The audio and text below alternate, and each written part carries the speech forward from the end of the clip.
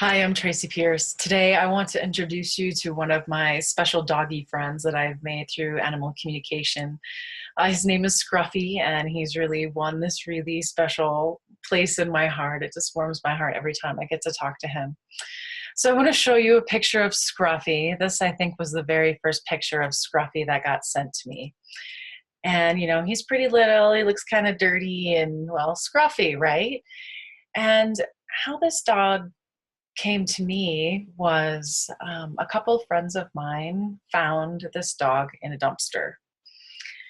And so one of my friends, she actually fosters dogs, and the other friend got in touch and said, "Hey, could you talk to Scruffy? What happened to him? Why was he in a dumpster?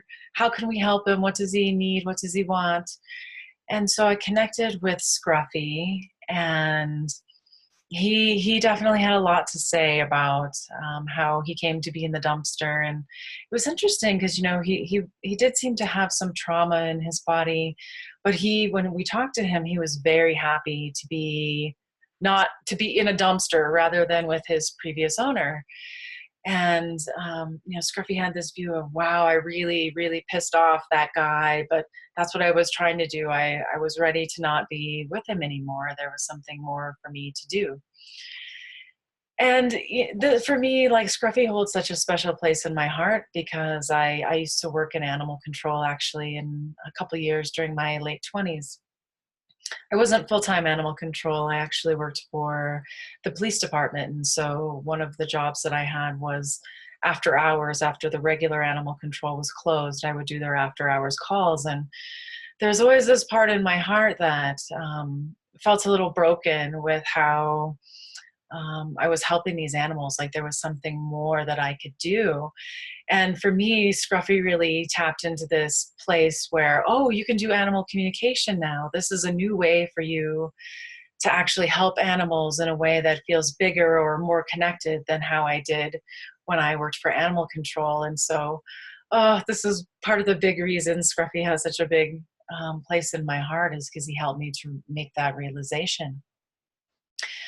So what happened with Scruffy is he ended up staying with one of the friends, because she fosters dogs, and she has a dog of her own who lives there, and he seems to help with the fostering process of the dogs that come through. And so a few months went by, and Scruffy had found, or the foster mom had found a place for Scruffy to go live, a new home. And when we had originally talked to Scruffy, he had said he understood, it was temporary, that he wanted to live with the foster mom, and understood that she might have to get rid of him at some point, or he would, find a more permanent home. And he was totally fine with that, is what he had said at the beginning. And so she had found him this new home and took him there, and he started having all these behavioral problems that just did not happen when he was living with the foster mom. And so I got another text like, "Oh, could you talk to Scruffy again and see what's going on?" And what Scruffy told me was that he had really fallen in love with the other dog who lived at the foster mom's home, and there had become this really special heart connection with the other dog. And he showed it more like a grandfather grandson kind of relationship, and how Scruffy really wanted to come back and live with the foster mom on a more permanent basis. So he did. The foster mom went to go visit him at the new place.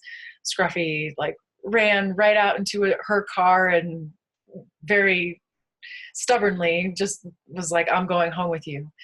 And so I want to show you an after picture here of Scruffy. So you saw the first one, and then so a little while after he moved back in with his, oops, did I pick the wrong one? Let's try that again. After he had moved back in with his foster mom, this picture was sent to me just a little while later, and you can just tell what a huge difference, like, the love and being in the environment and getting proper nutrition has done for this dog.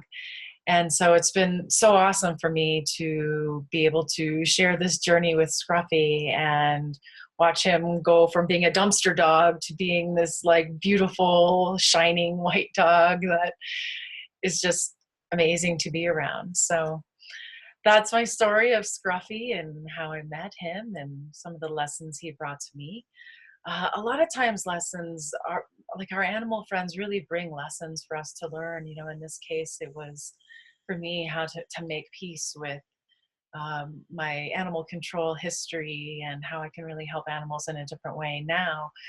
And, you know, it's really fascinating what different kinds of lessons that our animal friends can bring to us. So if you're interested to learn more and connect with your animal friends in a different way and do communication, I will go ahead and put the link in the information below where you can learn more and book a session with me. All right, till next time, take care and be well.